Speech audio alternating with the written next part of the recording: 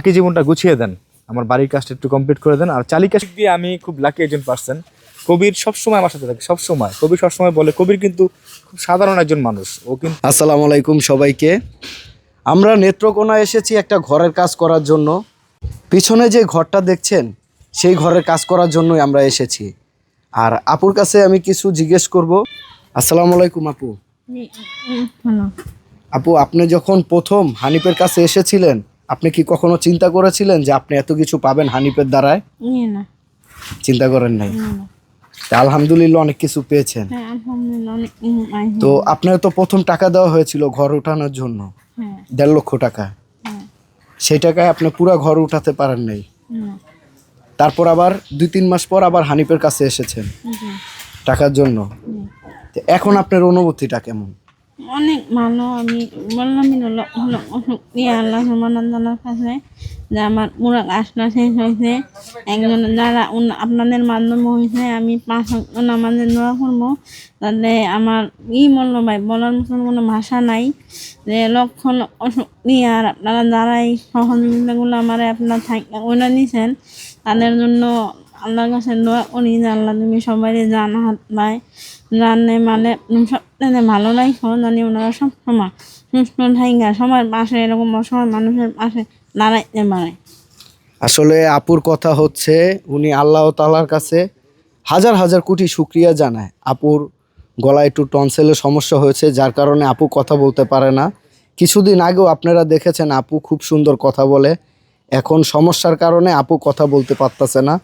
তো আপুর কথা হয়েছে হানিফের দ্বারায় যা পেয়েছে হাজার হাজার কোটি শুকরিয়া।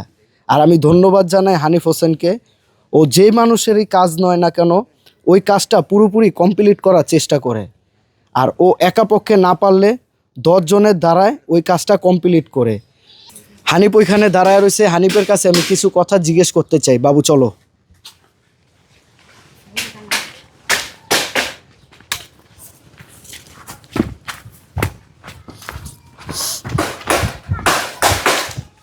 হানিফ, কি দেখছো এখানে?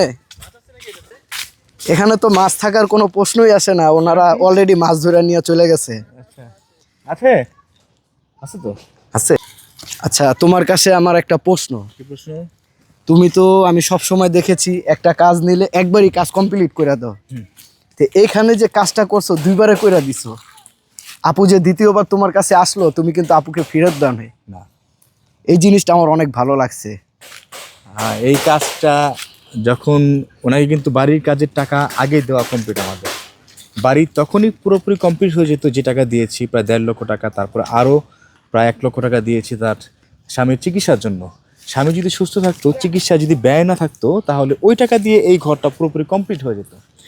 এখন এই ঘরটি তখন কমপ্লিট হয় না এই কারণেই যে তার প্রায় 1 লক্ষ টাকার উপরে স্বামীর চিকিৎসা চলে গেছে, ব্যয় হয়ে গেছে। তারপরেও স্বামীটা আগে থেকে আলহামদুলিল্লাহ ভালো, অনেকটাই ভালো, সুস্থ, বাট পুরোপুরি সুস্থ হয় না, আর সুস্থ হওয়ার কথা না। ওনার যেহেতু স্ট্রোকের রোগী, ছোট থেকে এই সমস্যা ওনার।